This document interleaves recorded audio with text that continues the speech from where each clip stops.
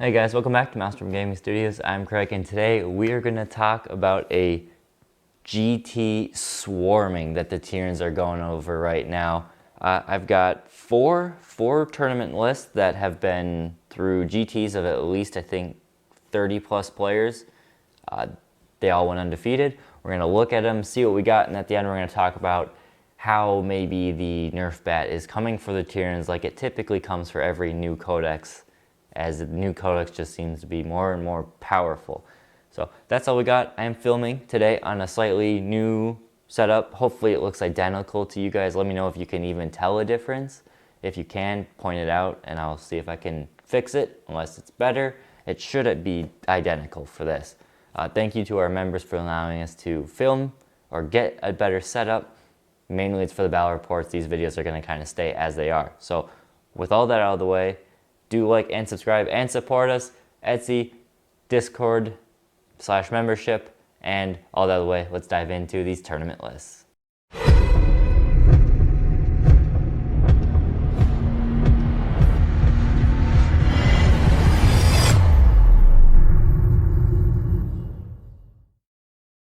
We're just going to go through quickly.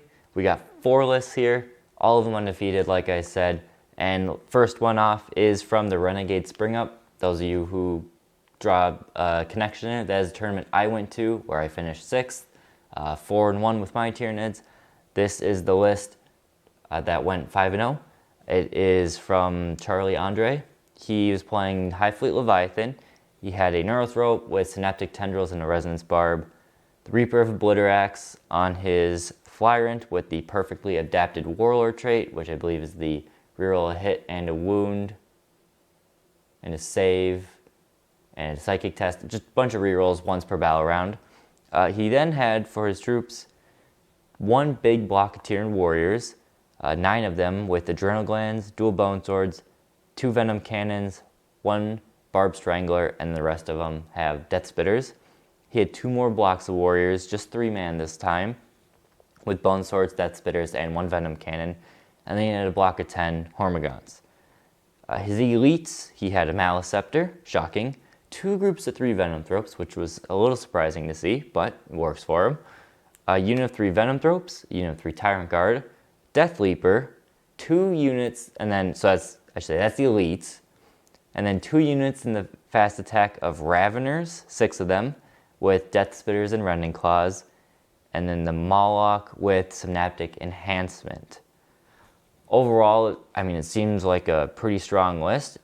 You'll look at them and say this one's probably, I don't even say it's the most unique. They're all, you'll see, they're all about the same, but it's interesting to see the dual Venom Thropes. Again, we did have a fair amount of Tau and Eldar at our tournament, so I didn't end up playing any of them actually. I played all the other stuff. So maybe they worked out in his favor. They are great at putting out those -1 to hits and the fight last potentially with some additional mortal wound and chaff killing combat. I know one thing to note with his list is if he takes to the last, his units to the last are actually the Hive Tyrant and the 2 units of Raveners. So he can play those Raveners where, you know, maybe he pulls them away if there's just 1 left, save some victory points for later game. Again, you'll lose 2 points, I believe, but you'll maintain some victory points if you can keep one of those Raveners alive. So overall, that's how his list is, 5-0. Excellent work there. We have the next one from the New Brighton Warhammer 40k tournament. I believe this is over in London, England, somewhere. I mean, it's the same, whatever. 5-round, 31-player GT by Tyranids winning 5-0. David Gaylord. He played Leviathan again. His list, some similarities, some differences. We have the Neurothrope with Synaptic Tendrils and Resonance Barb, clearly a staple. We also have the same Flyrant with the Reaper of Obliterax and perfectly adapted. He goes for a lot more warriors, 2 blocks of 9 with Adrenal Glands and dual Bone Swords. We have 3 Venom Cannons in each squad. One of them has 3 Barb Stranglers and 3 Death Spitters. One has 2 Barb Stranglers and 4 Death Spitters. So this is something, if you're playing the rules as they are, which you can, for every 3, you can take 2 heavy weapons, 1 of the Venom Cannon, 1 of the Barb Strangler. So he went to really maximize his heavy weapons in his warrior squads. He then had 2 squads of Tyranid warriors with Death Spitters and Scything Talons. Maybe just the models he had, or just, want to try Scything Talons out, but for some backfield objective holders. Then he had 2 Maleceptors, which is bonkers that people are running 2 of these, which, they're good enough to do it, but still, 2 of them. 3 Venom Thropes, 3 Zone Thropes, 3 Raveners with Death Spitters and Scything Talons, and then 2 Harpies with the twin heavy Venom Cannons. Wow, so you really, this list is, the 2 blocks of Warriors would go up the middle, followed by the Maleceptors at Psychic support, and then you probably just had the Venom Thrope, Zone Thropes, the Neurothrope, and the Warriors all just kind of the mid to backfield as those guys walked up the board and did their damage, which is probably a lot of damage, a lot of serious durability in this army. Raveners probably just to go snag an objective, engage, however he's playing it, but 2 Harpies to deal with is a lot for some opponents. So very good list. Take with this what you will. 5-0. Nice job, David.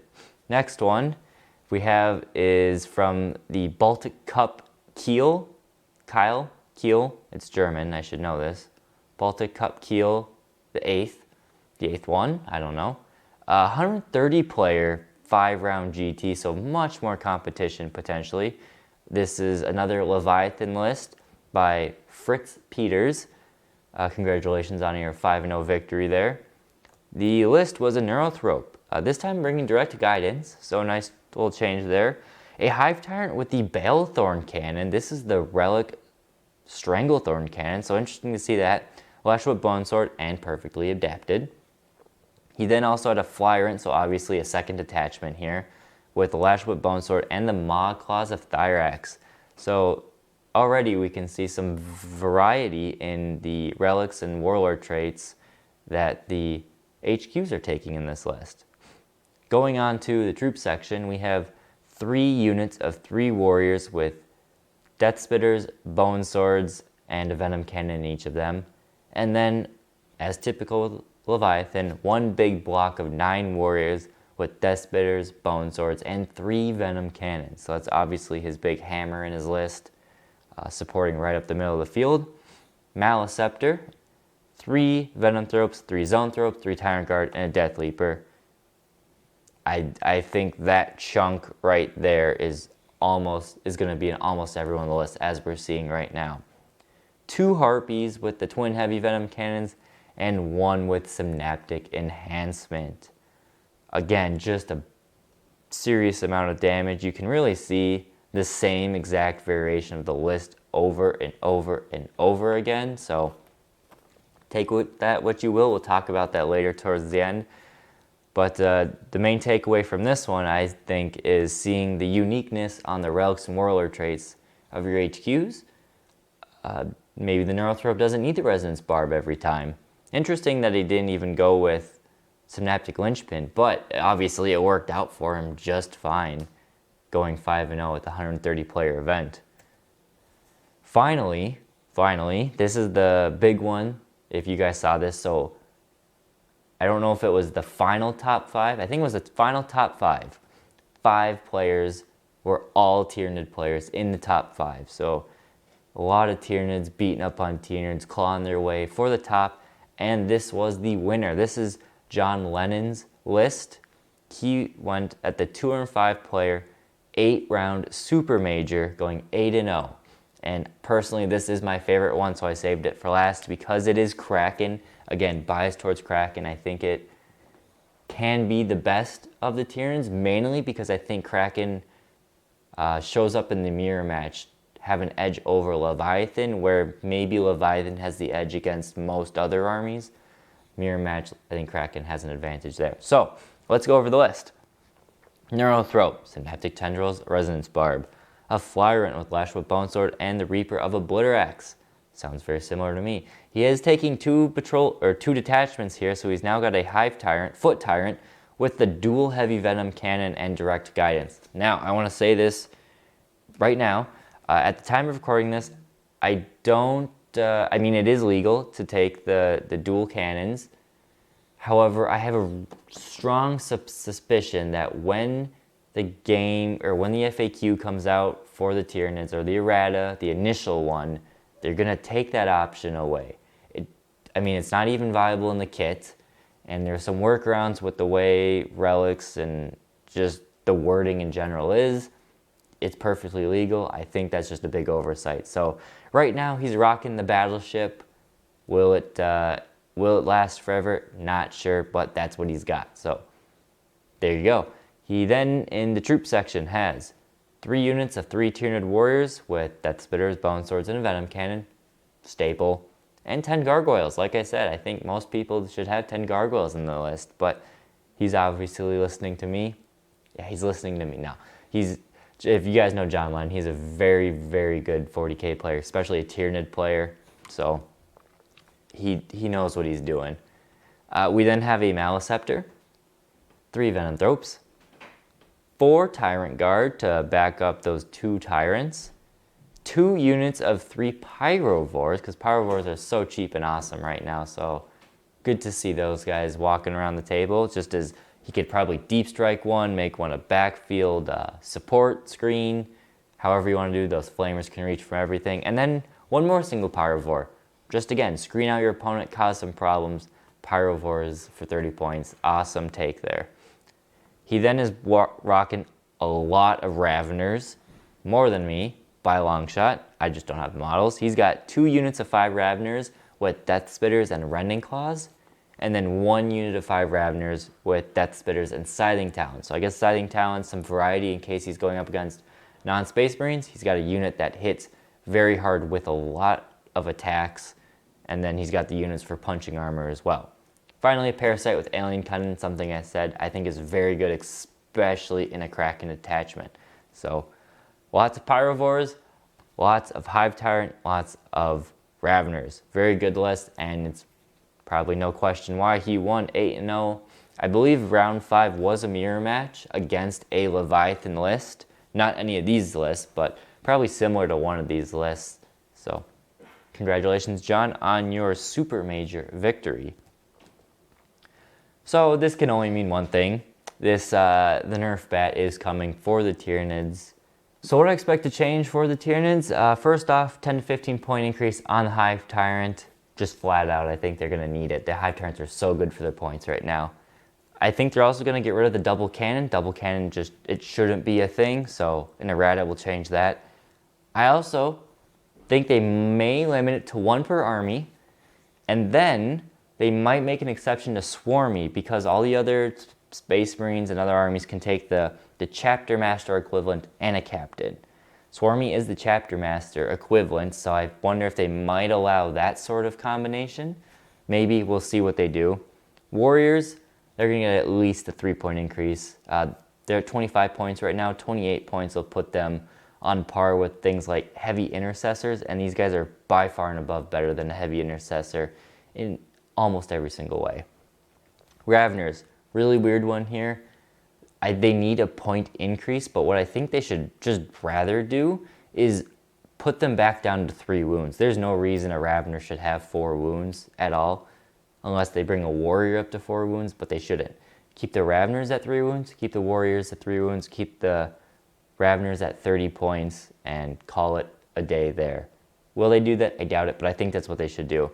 Pyrovores, 5-point increase at least. I could see even a 10-point increase. They're just so awesome for 30 points right now. So we'll see what happens there. Maleceptor is going to get at least a 20-point increase right off the bat. And then I think they're going to do one of these other changes to it, maybe. I think they should cap the number of mortal wounds it can do. Right now, you could just pump out so many extra bonus mortal wounds. They should cap the bonus mortal wounds to 6. But what they might do even better is increase that casting value. Right now, it's a 7+ to do bonus. It should be a 8 or 9+. Because it's modified 8 or 9, or right now it's modified 7, there's so many ways to make it so it's just better. than just the standard dice roll of 2 dice, which average of 2 dice is 7. So even with just 2 dice, on average, you're getting the bonus mortal wounds. All the shenanigans Tyranids have, yeah, we're doing a lot. They should make it so it's harder to get off every single time. So that's why I think the Mouse Scepter should change. We'll see what happens there. Finally, the Harpy, 20-point increase to the Harpy. It seems, I don't know if it seems harsh. 20 points is a lot, but Harpies are just really good. So maybe it's too much, maybe it's not enough. We'll see. What do you guys think? What do you guys think? That's pretty much all I have for these lists. Do you like the rundown of these lists? Do you want to see more in depth? There's only so much I can do at first just by glancing on the list through the Best Coast pairing apps, which is where I found all these. Or are you happy with the quick rundown? Just get you some ideas for list building. What do you think is going to get nerfed in the Tyranid Codex? Is everything going to go up, or is it just going to be these common staples that I've pointed out here that are probably going to get a nice point increase? And is that enough? That's all I got. Thank you guys for watching. Have a great weekend, and we'll catch you next time here at Maelstrom Gaming Studios.